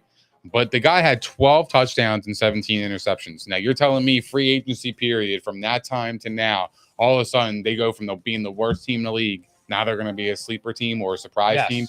What is a surprise team to you? What is the definition? A team that could literally go out and win 7 games like that. So they have the 12th. They have the 12th ranked schedule in the league based on win totals. So they have a pretty favorable schedule. They were an epic disaster last year. I'm saying this because I'm not disagreeing. And with they you. showed signs. I'm not disagreeing with you. That's not what I'm saying. They showed signs of turning around when Urban Meyer was fired. So this comes down to my belief in Doug Peterson. I think. Me too. I really like Doug Peterson. I think that he'll get good enough quarterbacking. Like maybe he'll get like rookie year Carson Wentz out of Trevor Lawrence, which makes this team look interesting next year. Yes. I don't know about 7 wins though. Like 7 wins to me, I want to mention this, and that means they're like, competitive, like legitimately. Like that's a couple games away from a playoff spot. I don't know about that. I like their wide receiving core though. I mean, they got Kirk, Marvin Jones Jr. can play, and Zay Jones. Zay Jones did all right in Vegas. Yeah. They got like a middies core, a middies wide receiver core. A bunch of dudes that are good. Yeah, a bunch of dudes that are good. Not like wide receiver 1 guys. But I know they're paying Christian Kirk to be that, but he ain't that. They just needed him. Right. They're paying. Yeah, they got middies. They overpaid a free agent, but that's all. But they got their guy. They got a guy who could play. I do like Travis Etienne. I think he's going to be a beast. I think he's going to be a PPR machine. Evan Ingram. I'm not really buying it. And that's. I mean, look, if Trevor Lawrence ain't it, you're screwed. Real quick, guys, I want to pause you for 1 second. Sheffield Shuffler himself is in the building. All right, this is your reminder right now. I said it earlier in the show. If you missed episode 98 featuring the Sheffield Shuffler, Peter Vitale of Playmaker, okay? If you missed it, you got to go watch episode 98. But he's here in the building. I see you in the comments, Peter. All right? My God, Playmaker man. Pete. The chef, baby. What's up, the Paul? chef. Playmaker Paul? Pete. Paul, that's crazy. That's wild disrespect. He said, I want to say my name up. I'm not throwing shade when I say this. I'm being serious. Who was the best rookie quarterback last year in the NFL? Mac Jones. Mac Jones. Yeah. If you switch Mac Jones and Trevor Lawrence, the Jaguars are horrible. Yeah. And I believe that the Patriots are in the same exact position they were in. Maybe a little bit more because I believe Trevor Lawrence has a little bit more arm talent. So I don't think you were watching Mac Jones last year, bro. He was outperformed by Davis Mills over the final 5 games. No, I'm being serious. I don't think you were watching Mac Jones last year. So Mac Jones and Urban I thought Meyer. he played really well, bro. I didn't say he didn't. I said circumstances matter, and that if Trevor Lawrence was given that team and that coaching, that he would have had the same outcome as Mac Jones did. But if you put Mac Jones in Jacksonville, he would have had the same outcome as Trevor Lawrence, because circumstances matter, especially with rookie quarterbacks. I thought he played outstanding. I think he's very good. He did play well. Yeah. He didn't have a wide receiver. I mean, so what's the excuse? At least he had Marvin Jones. His coach, the head coach of an NFL franchise, didn't know who Aaron Donald was. Like one of the most universally recognized number one overall player of like. Is that actually confirmed? What? Yeah, he said it. He said, "Who's the number 99 guy over there? He's killing us." That was the quote. I'm pretty sure verbatim. Yeah, that was literally the quote. He didn't know Aaron Donald. Well, you're laughing. You don't even know what to say. Yeah, I mean that's stupid. That's stupidity at its finest. Because like, don't you study the other, your opposing's roster? Don't you watch football at all? Yeah, I don't every know. football fan. Everybody knows who that is. Like if you don't know who Zay Jones is, like all right, I'll give you a little bit of a pass. But Aaron Donald? No, I get you. I mean, look, I get it. I do understand, but to be the number one overall pick, I mean. You got to have something. I just didn't feel like that he provided enough. Like 12 touchdowns versus 17 interceptions. Well, that tells me you're struggling, bro. And he didn't throw a touchdown from Halloween until that last game against Carson Wentz. Right. He didn't throw a touchdown, bro. Like you told him, be careful. Overall pick. Like I don't know, man. For me, that's like I get you. I get the comparison with Mac Jones and Trevor Lawrence, but you're going based off talent wise, based on eye test. I'm going off of the fundamentals. This guy, Mac Jones, can play quarterback. I just don't think he has enough weapons, and I don't think he's getting a fair shake in New England as we speak. No, what they did to him this year is criminal. Correct. Legit criminal. So if he has a bad year, the critics are going to be like, oh, I told you about Mac Jones. I told you about his Smitties. He ain't got no offensive coordinator, cuz. He got Joe Judge? Come on, man. What you mean? He's not an offensive coordinator, though. He's a special teams. Did you see that quarterback sneak he ran on third down? Oh, God. Are we really going to go there? He's not an offensive coordinator. He is a special teams coach. He was a special teams coach in New England before he got hired as a head coach. We can't go back to I'm not going back to that Joe Judge. I've already spoke my piece on that. Because it's funny that people love Dan Campbell, but Joe Judge does it. It's like, oh, he's Joe Judge. I get it. Look, I get it. What are we? What are we? The best podcast on the Nest. Oh, God, I said that. Hey. Oh, I said Nest. Say it again. Come on. That's your quote. Say it. We're the best fucking podcast on the net. Trip myself up because that's his job right there, that one. But Pete's actually asking in the comments right now, how long before you see Trevor Lawrence running the Philly special? He's too pretty to I don't think they're going to do it this year. Here's why. Overtime. In an overtime game. Maybe. From time. Yeah. But here's the thing. Is like I think that, and here's why. They had the worst turnover margin in the NFL last year. Let's not get too too crazy with the playbook. All right. You know what I mean? Like let's get that turnover margin improved. I do think they will improve that, by the way. But back to like the win total forecast, 6.5. Like that's telling me like this team's going to take a substantial leap. I think they'll improve, but this was literally so the Jags defense allowed the second highest completion percentage last year. They could be thrown on for days. And they went out and they did not improve their secondary. I don't know what the fuck's going on over at that end of the table. I'm looking at Trevor Lawrence's stats last year compared to Mac Jones. They were horrible. Not even close. They were horrible. It's glaring to me. But like, well, actually, I think, by the way, Trevor Lawrence, like you should hit his passing yards bet, but we'll get there in a second. But the Jags get thrown all over the place. And by the way, like this team, they spent, let me give you this number because this is insanity. All right. Typically, like when you upgrade your team only through free agency, it does not work out too well. This team has spent, since 2012, they've spent $1.64 billion in free agency. Who? And $1.64 billion in free agency. No team has spent more. No team has lost more since 2012. So, like, me saying this is my way of saying I expect them to improve, but 6.5 is lofty. Hey, like, they're winning games. They spent all that money and didn't retain one of the best cornerbacks in the NFL in Jalen Ramsey. Exactly. That's hilarious. And they still have arguably the worst secondary in football. And their improvement was they went out and they spend $10 million on average for Darius Williams at corner. That's it. That's all you did, a corner, and he really can't play that well himself. Not for nothing. Like, They made an AFC Championship game. They've been further than Dallas has. yeah, that's sad. I mean, but this guy, like Darius Williams, The Jags that year. they just paid $10 million to a guy who allowed 63% completion rating last year. 63% of the passes thrown against this guy were completed. They spent $10 million on this guy. That was their secondary upgrade. They're gonna get shredded. These AFC teams can throw. Okay, so again, improvement versus winning more, two different things. Agreed. I think they'll improve. They'll start showing signs. It'll be like year one, Doug Peterson. How many games did they win last year?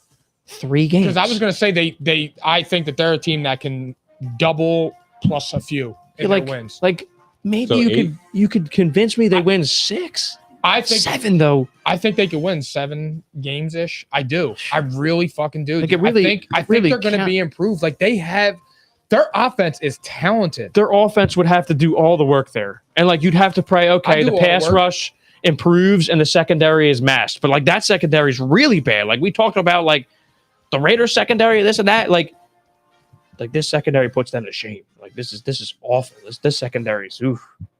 They can be had. Oh, they can be had. Buddy. Like So I'm taking the under on the win totals. I'm taking the under. I got under. Overs. I mean, that's okay. It's 6.5? Like, 6.5. I'll say over. I think they get the 7. It's crazy. Everybody keeps talking about Jacksonville gonna be a surprise team, but a surprise team to me is somebody that nobody really expects them to make the playoffs. What are you surprising? You didn't make it to the dance. Yeah, that doesn't matter. Because when you're a historically bad franchise and you rack up 6-7 wins for a team like that, that's a good ass season. But that doesn't matter. That's not a Yeah, surprise. doesn't- And you building have to block. you have to learn how to win games. A surprise Like, is somebody that comes from the bottom and makes it to the top. Yeah, but you have to. Oh, step. it would be a surprise if they. You don't take one step to get the top of Mount Everest. You got to keep climbing. Like, here's the thing. This team, I feel like what they'll do is they'll go out and they'll win a game they're not expected to win. They'll win like 1 or 2 of those, and it'll be like, oh, they could be interesting. I'll next call year. that upset. Yeah, and that would. I mean, you probably will, but like, there's going to be opportunities there. So, guys, let's talk about fantasy though right now. Trevor Lawrence. So I'm going to mix in fantasy and betting. All right. Trevor Lawrence in fantasy, what are your thoughts there? And I'll tell you where he's going right now. Let me see. Quarterback-wise, he is going as the 17th quarterback off the board in fantasy football this year. I wouldn't rock with him. 17th behind Tua. Actually, I mean, as I'm looking at this list, it kind of does feel appropriate. Like maybe he has some sneaky value as a backup on your bench. That's better than what we said about the last 2 quarterbacks. I'll say yes because I really like I do like ETN. They got James Robinson. So they can catch passes out of the backfield. I like their wide receiver core. Like it's not flashy, it's not sexy, it's just good. They have good wide receivers. 3 of them, in my opinion. Like I wouldn't put them in, top tier wide receivers, but They all can play. Yeah, they can play. Right. They're NFL eligible good wide receivers. They're 3s or 2s on other teams. So does he have fantasy value? Yes. Especially if he can run the ball, because I think he can run. Last year he had 334 yards on the ground. Yeah, he can move. Score twice on the ground. Yeah. So I mean, if he can make that improvement, incorporate that into his game, then yeah, he can have some fantasy value for sure. So I don't think I'm drafting him though. Not drafting him, and I'm not picking him up as a bye week, I don't think. Maybe as a backup quarterback, but that's saying something. Only because like I'm counting on him. I'm counting on Doug Peterson to throw the football. He's going to have a pass happy offense, and that's key right there. And he does have weapons. They did try to improve the offensive line. So his over under guys for passing yards 4,500. Last year he had 3,641 in just an absolutely abysmal year. So I actually feel like he's going to hit the over on this 4,500. What were you going to say? Can I say something off topic real fast? Go ahead. Sent to me by my brother from Adam Schefter. The young guys, especially young receivers, we've got to be way more consistent. A lot of drops, a lot of bad route decisions, running the wrong route. The second place finisher in the NFC North this year. That's what Aaron Rodgers reported from camp today. I would have to read that over again because I kind of That was a lot. It was amazing. Go ahead. Read it one more time. The young guys, especially young receivers, we've got to be way more consistent. A lot of drops, a lot of bad route decisions, running the wrong route. Yeah. Love it. I mean, what do you expect out of rookies? That's the gamble you take. I don't know, but we'll get to them. Okay. 4,500 though. Trevor Lawrence. I say over. What do you guys say? Well, look, last year he was absolutely horrible with 3,641, 12 touchdowns, 17 interceptions. Doug Peterson's at the helm. I think they're gonna be down in more games and they're gonna be up. So I expect them to pass more. So I'll take the overs on that. Actually. Yeah, feels good. I actually feels will like take the 4,100 overs. yards. I think a lot of people are going to take the unders, but I think it's a trap. I think it's going to hit the over. 4,000 seems right. Overs. And passing touchdowns, 22.5. And I feel like that's an over too, because again, same reason. They're going to be throwing the football a ton, regardless of whether they're behind. This is going to be a pass happy offense. And they were a train wreck last year. Like they were just legit chaos. Like a good season for him. Distractions, like you would say. Even worst case scenario, they could. I expect him to have like 23 TDs. Worst case scenario, 23 and 13 or something like that. And that's still an improvement. But like that's how bad it was last year. This is a quarterback guru at head coach, who is one of the most creative play callers in the NFL, and he has some weapons and experience and a good running back room. So it's so crazy how the narratives are, though. Because if Trevor Lawrence has 23 touchdowns and 13 interceptions, and Jalen Hurts does that, he's going to be running out of Philly. Isn't it crazy? Mm-hmm. It's actually insane. It is fucking insane. I hear you. That needs to be a discussion. That is fucking insane. It doesn't make any sense. And again, it's because of where he was drafted. But we need to see improvement from him too, though. Who? Jalen Hurts. We need to see improvement. Like I want to see him I want to see him with 25 TDs. But Jalen Hurts he's got a much better team last year. Jalen Hurts, he had more touchdowns than him last year. I know he has one more year under his belt, but he didn't even play that year. Yeah, I mean, I call that a wash. He had more touchdowns, less interceptions, and more rushing yards. Jalen Hurts was a better quarterback than the #1 overall pick last year. Facts. I get it. He was a rookie, and he was with an abysmal team. But the narrative of Trevor Lawrence improving, quote unquote, to 23 touchdowns and 12 interceptions, and he's considered safe. Whereas if Jalen Hurts did that, he'd be ran out of town. Doesn't make any sense to me. Go off, fam. Oh, bro, it's the truth. I was also. It is the actual. I was truth, just straight up saying though, like worst case in a passing offense, 23 TDs is not asking a lot. This team's going to throw a ton. That's all I'm saying. Like it's a favorable betting line. I hate it. You understand what Doug Peterson's going to do there. Dougie P, man. So Travis Etienne though. So running back room, who's starting? Etienne or James Robinson? And who are you targeting in fantasy? Because I feel like Etienne's going to start because he is coming off of an Achilles injury. So I don't think that they're going to, run his workload up in the very beginning. But I'm still targeting Etienne because of the pass catching. Doug Peterson, notable for using multiple running backs, but also you could argue this is the best running back room he had as a head coach, by far. Actually, mm-hmm. I agree with that. Yeah, like minus I don't know. Jay Blunt.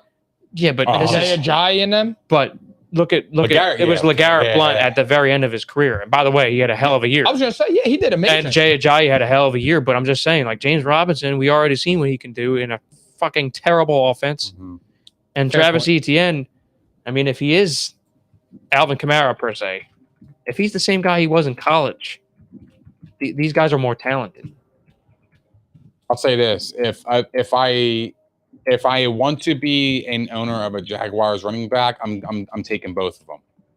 I have to, because I think there's a lot of uncertainty at that position. Who's going to start? I think it's going to go by the hot hand. However, I think Travis Etienne is going to start. I actually agree with you, but I am actually worried about James Robinson actually taking some of the bulk of the load, Pauls, just because of you want to keep your guy fresh. He was coming off an injury.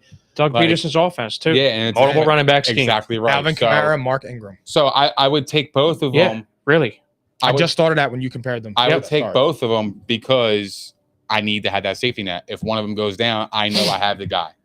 Period. End of story. I think that they both have number one. They both have value. I think Etienne, given where he's going, and I'm going to give you the number where he's going. He is, oh my God, the 23rd running back off the board. I feel like he's going to be a hit. Like that puts him at 67th pick in the draft.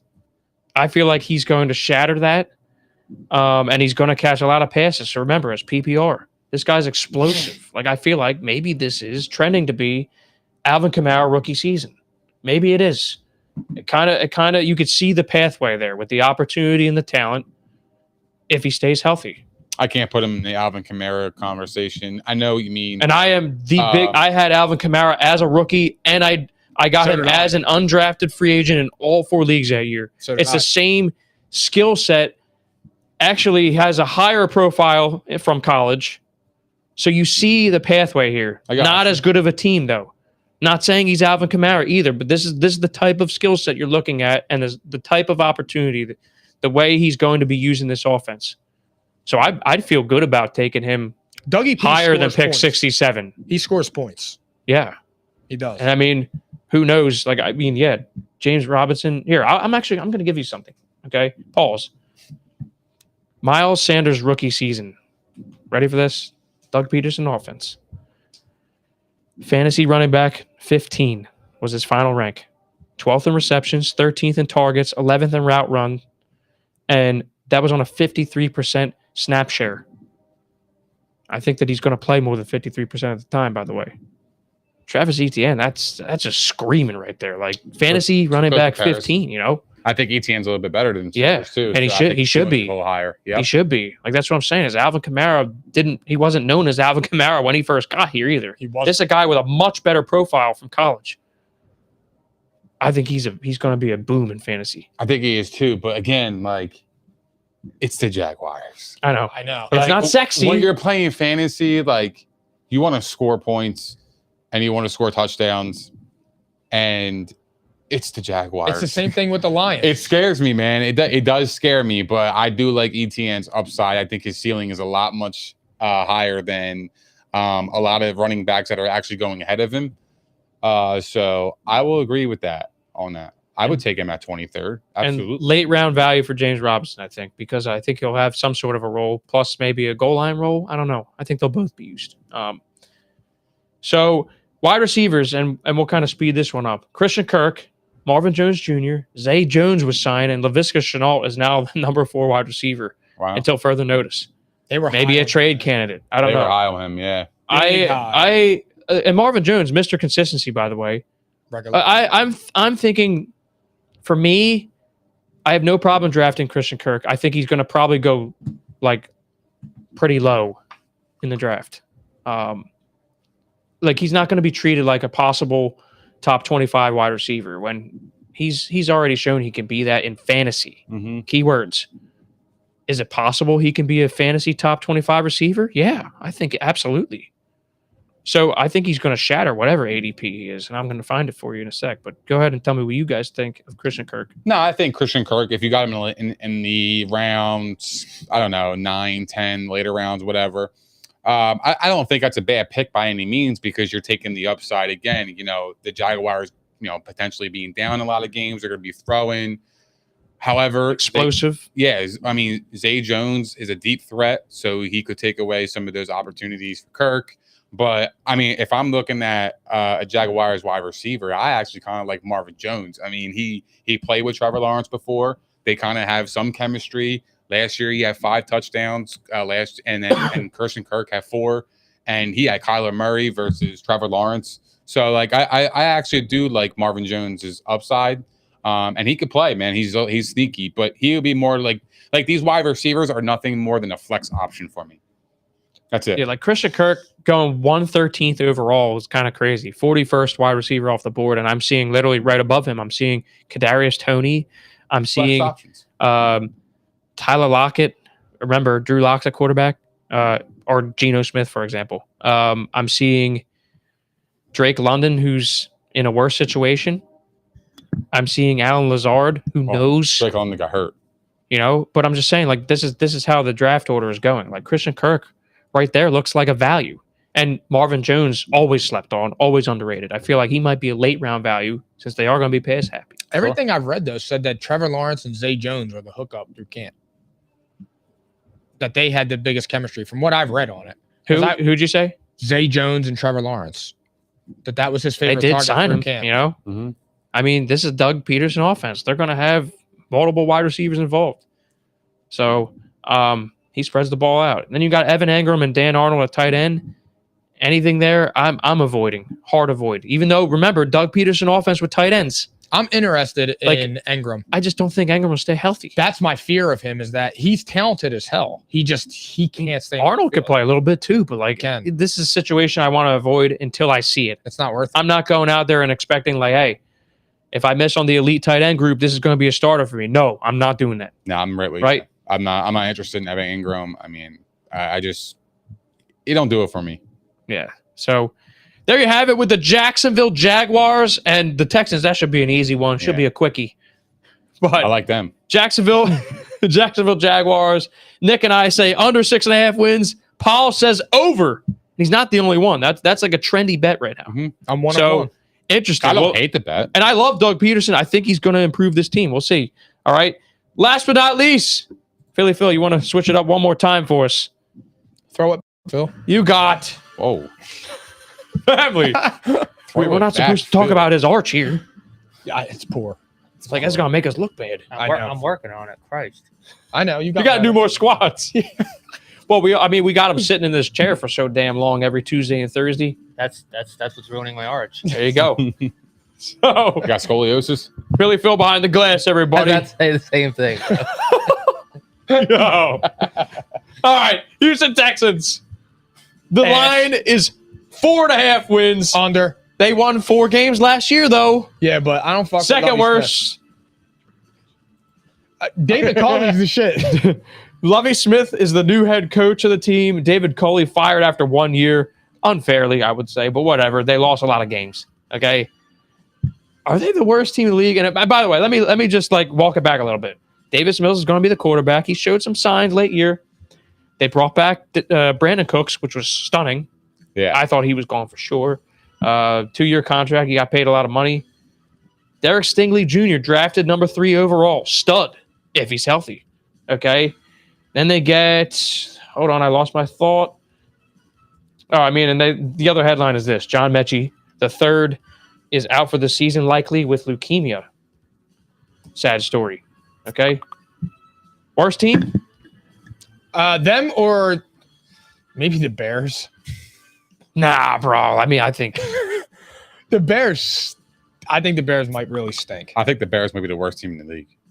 the Texans are. But I would still lean Texans, Texans yeah, because well, yeah, I don't Texans like are. Lovie Smith, and man, they are that organization is in turmoil. Can we, like, when we look at this team, okay, can we scrape like any sort of fantasy value at all here? Like maybe running back? Brandon Cooks was pretty good last year. He played well. Yeah, Like he I played think he very does good. have some value, and he Very had a good. good rapport with Davis Mills. All right, so I like Brandon Cooks there. Old long neck Mills. Like, Fuck yeah, long he neck. does have His a neck long long. ass leg. Jesus Christ. Fuck along that. So, oh my God, they add Jerry Hughes, longtime defensive end for the Bills. They add Steven Nelson from the Eagles, Mario Addison. So like they tried, guys. Like they tried. They brought in Marlon Mack at running back. They drafted Damian Pierce. The draft actually looks pretty decent. Like they had a pretty good draft. Looking at it, rounds 1 through 4, they kind of nailed it. But I'm still down. I'm down on Like, mainly. I I don't believe in Lovie Smith at all. That was a weird hire. It was man. the weirdest hire ever. The Texans, though, schedule wise. And David Culley, like, despite how trash they were, like I felt like the guy still played hard for him. They did, and they showed some improvement. But I don't think that they always looked at him as like a placeholder because they missed on literally every single hire. They missed on every single coach of the coaching pool last year. Just a shame. Culley's a good guy. Nick, I think you were there when we worked with him. Yeah. I think he was still there, and you Mhm. were there. Eagle ball boy times. The Texans schedule 28th in the NFL. I'm saying under, bro. So am I. It's not even a question. 28th, 4.5 like points, hardest. yeah. Like so, they have the 4th hardest schedule in the league, and they were under, bro. yeah, 4th hardest schedule in the league. Felt that. I think they're gonna have the number 1 overall pick. And I think they're going to take a quarterback next year, and then they're going to have to revamp after that. They got a long way to go. I don't even know where you start. It's not a lot of nice things to say. Like, this is the easiest segment of the year, probably. Yeah, and it's not a lot of nice things. It's a shame what happened to their second round pick, John Mechie, the third. Yeah, it's sad. Out with leukemia. That's so sad, man. Like, because I was excited to see what he could do too. Yeah, hopefully he gets better and he bounces back. It is fucked up. But again, I mean, look, you took a cornerback number 3 overall, and it's like, all right, I'm looking at my roster, and it's like, all right, I should probably take somebody more impactful than a corner, I think, in my opinion. I mean, they were literally so bad on both sides of the ball. Like they're literally bottom 4 at every position group, I think. Right. And they're last in the NFL in net yards per play. Like that's. But to build a team, you got to start with your offensive line because Davis Mills ain't gonna survive with that offensive line. They definitely need help there. He was impressive over those last few games. He was impressive, so you get him more offensive line help. I mean, I get the cornerback situation; they need in the corner, whatever, blah blah blah. But if you really want to help and help Davis Mills out, I know you signed Brandon Cooks, but why don't you get him another weapon? Well, they try to, but why don't you get him in some offensive line because he's going to need the protection. It's the Texans, cuz. I know. I think too, like they have all those picks from the Browns, so they will be coming if they nail those picks. Yeah, I mean, that's true. They had a good draft, but they're gearing up for next year. Correct. Yeah, like let's see what happens. Like, of course, they'll probably go out and fucking win 5 games. They'll fuck around with 5. Unless Davis Mills actually is good. Yeah. If he can play, they're in a totally different world because now all those picks, they don't need to get a quarterback. Now you can build your offensive line. I mean, get. Yeah. I mean, the thing, I guess I'll try to justify why they took the corners. They allowed the 3rd highest success rate on targets to tight ends and wide receivers last year, and they were bottom 5 in pass defense. So, like, that's you shored up the back end, but what about the pass rush? The pass rush, like you got to build it. Yeah, you got to shore up the trenches, man. But I also feel they're still gonna be bottom 5 in pass defense. Totally get it. I'll bet on it. Totally get it. But I feel like there's a lot of corners that were bust. Yeah. That were ranked that high. Let alone one who has an injury history like that right now. That's very scary to take it at that high. Look what happened with Sidney Jones. He never got it back. Dude, I swear I was just in my head. I'm like, who was that dude the Eagles took in like the 2nd round that they were projecting to go like in the top 3? Sidney Jones. I mean, stunk. I'm trying to. It happens a lot, man. I'm trying to find something with this team. You just can't. So, long story short, we'll cut right into fantasy. Davis Mills, avoid. Okay. Marlon Mack. Well, first of all, who's starting at running back? I think Damian Pierce, the rookie, rookie 4th round pick. He's good. You got Marlon Mack, who once had some ability too. Yeah, but he gets injured when he rolls out of bed. Yeah. Facts. Facts. All right. And who knows if he can still play. I mean, we never even seen him because he was behind Jonathan Taylor.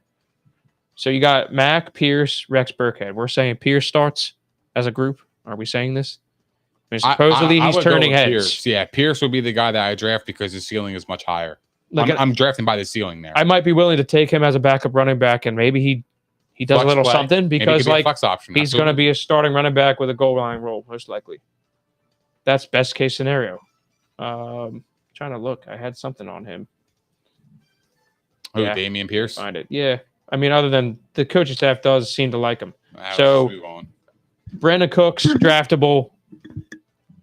Fantasy value. Let's see. Where's he going? Brandon Cooks. 21st wide receiver, 60 in the draft.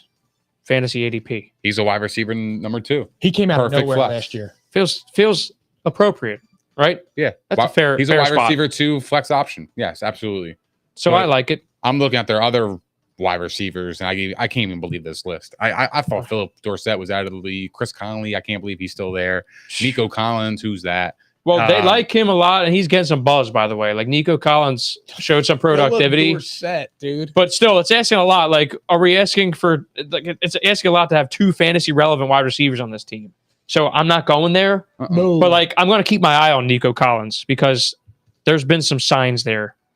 So I said I'm just not going. I'm not going after him. I'll take a different. I'll take a rookie. I mean, Nico Collins. Who's that? What has he done? But why should you know him? You know. Exactly right. That's correct. Tight ends, Farrell, Brown. Exactly. I'm looking at this. Exactly. I mean, this team Booty. is dog shit. I mean, they are better off tanking and getting that quarterback. Real shit. They are. They some dog They shit. really are some dog shit. So let's just stick with Dameon Pierce and Brandon Cooks. That's it. Call it a day. That's the But I only think Cooks is options. going to be more like a top 30 guy. I don't think he's going to be top 20.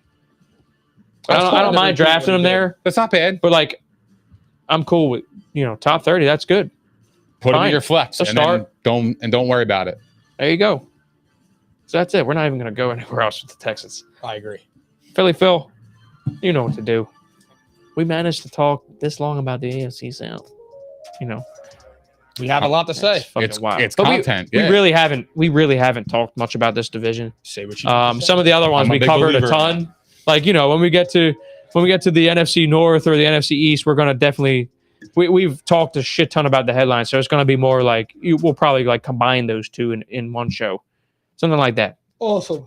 So, ladies and gentlemen, that was episode 99 of P&I, and it was brought to you by Prize Picks, daily fantasy made easy.